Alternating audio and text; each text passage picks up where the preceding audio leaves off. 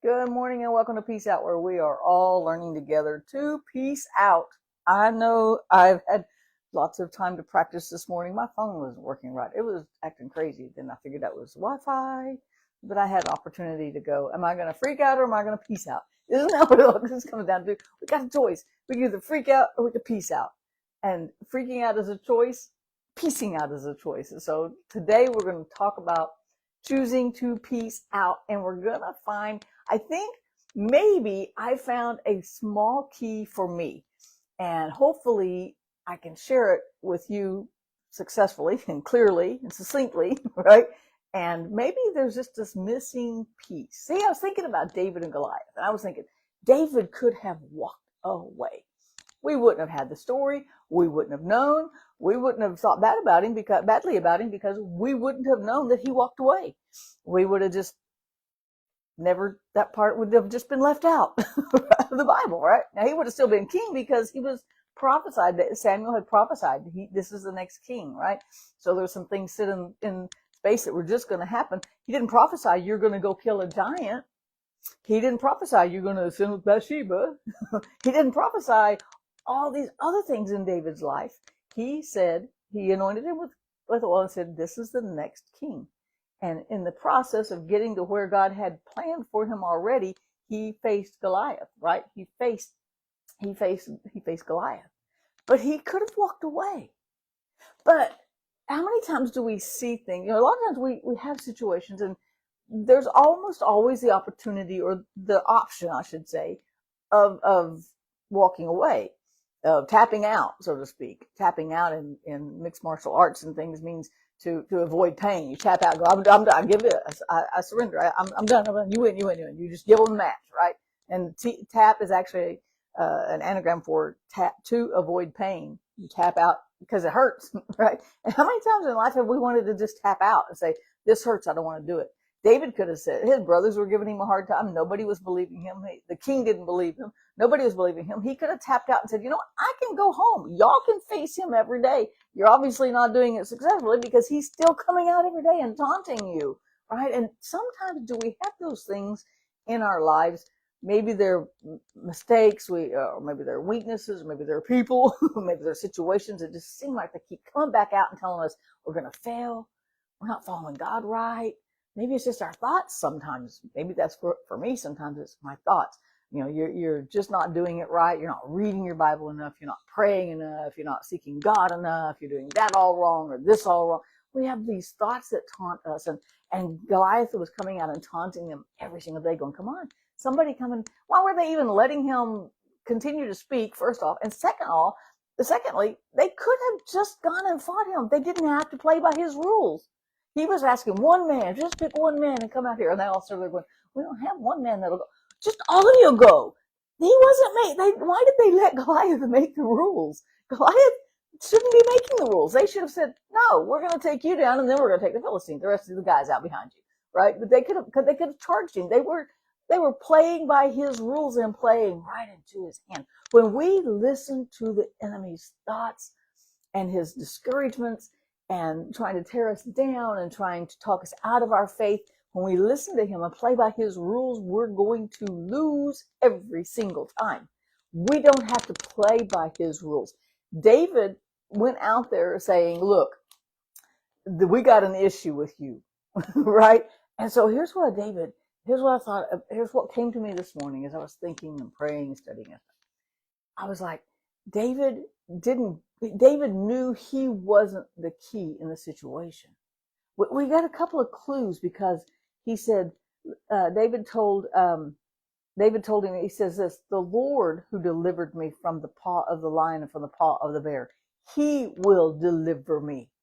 He didn't go out there and go, you know what, Goliath, I killed a lion, I killed a bear, and I'm going to kill you. No, he said, the Lord delivered me from the lion, even though it was David's hands that killed the lion.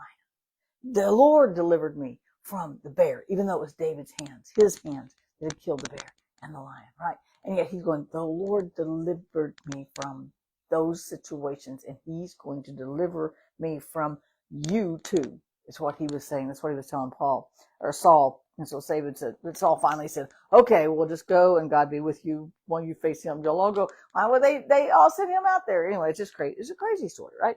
Then when he's facing Goliath and he's out there, he's like, I come to you in the name of the Lord of hosts, the God of the armies of Israel, whom you have defiled. This day, the Lord will deliver you into my hand. I will strike you and I will cut your head off. He was confident, but he didn't stand out there going, you know what? I don't know. I'll figure it out in here a second, but I'm going to take you. I'm going to take you out. He didn't overinflate his words, overinflate his pride. He stood there, and that's twice this is 1 Samuel 17, by the way. And he said, both of those times he's going, the Lord, the battle is the Lord's, and he will give you into our hands.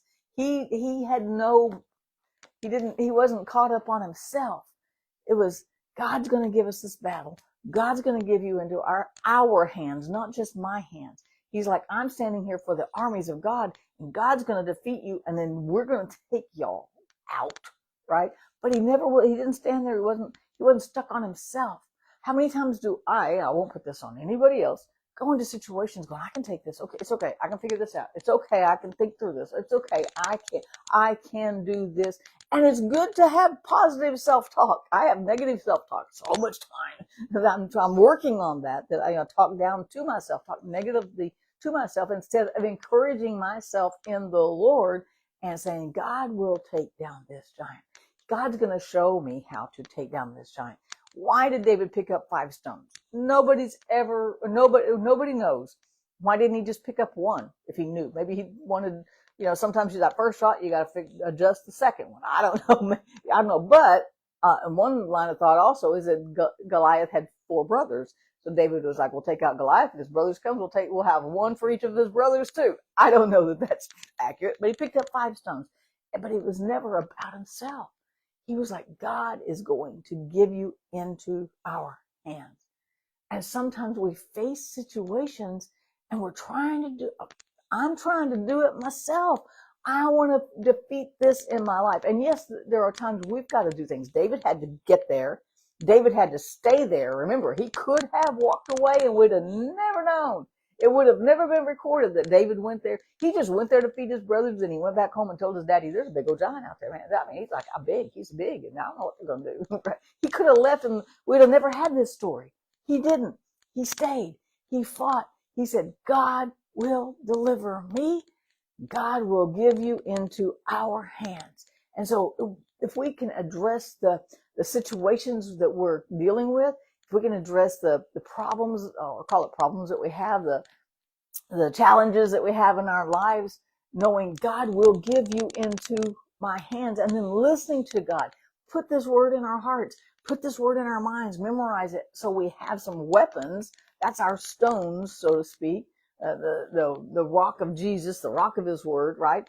Get some scriptures, build your faith up, and then just look at the giants in your life and say, God will deliver you into my hand. I'm going to figure out how this throwing this word at you is going to work. It's going to work eventually. I got to figure it out. But we could walk away. We can always walk away and be defeated. But we don't have to stand there and be defeated. We don't have to play by his rules, first off. We don't have to play by the enemy's rules. We just got to play by the rules in this rule book. This is the rule book. How to fight a giant. How to defeat a giant. How to defeat sin. How to defeat the things that come at my brain 100 miles an hour and 900 times a day, right? How to win at life. How to win the battles of life. Sure, we could walk away and lose. Nobody will ever know the difference. But we will, right? David would have known. He'd have gone home defeated because he didn't even try anything, right? But he said, no, today God will give you into my hand. And so when we get this word in our heart and we face the giants in our lives, we face the problems in our lives, we face the situations in our lives with God, we're going to win. We may have to throw a stone or two. We may have to cut a head off or two of a giant, not a real giant. Don't go kill any real giants, right? But the giants in our lives, we may have to really fight. We may have to get in this word and arm ourselves. Put on the whole armor of God. There's nowhere that says to take it off. Make sure we have the armor of God, and every piece of the armor ties right back here to the word of truth. salvation. The whole thing comes right back here to the word. This word is our weapon.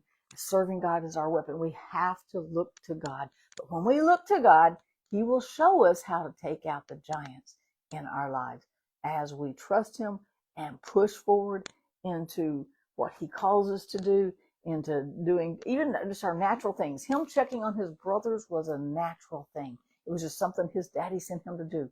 And he had many choices in this story, but he knew that the victory belonged to God, not to himself. God will give you into my hands. God is going to take you out today. And that's how we face our giants every single day. God's going to give us the victory.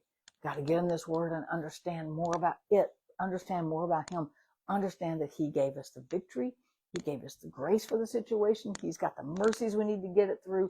And he's going to give us peace in the middle of the battle. Every battle we can face with him by our side. He's our rear guard. He's our front guard. He's our all around us. We've got his armor. We're protected, and we can go into battle knowing that God is going to deliver the enemy. As a matter of fact, God has already delivered the enemy into our hands. He's already defeated death, hell, and the grave. He's already defeated the enemy. We just got to stop listening to him. We got to listen to God instead. That's where the victory is listening to God instead of what the devil is saying, what the enemy is saying. We don't have to play by the enemy's rule book. It's not the same book, right? So we got to play by our rule book, and God will deliver our enemies into our hands. And I'm talking, of course, fear and doubt.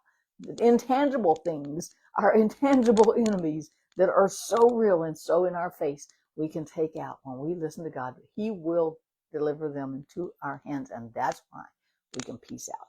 Peace out. Go win some battles today. See you again tomorrow.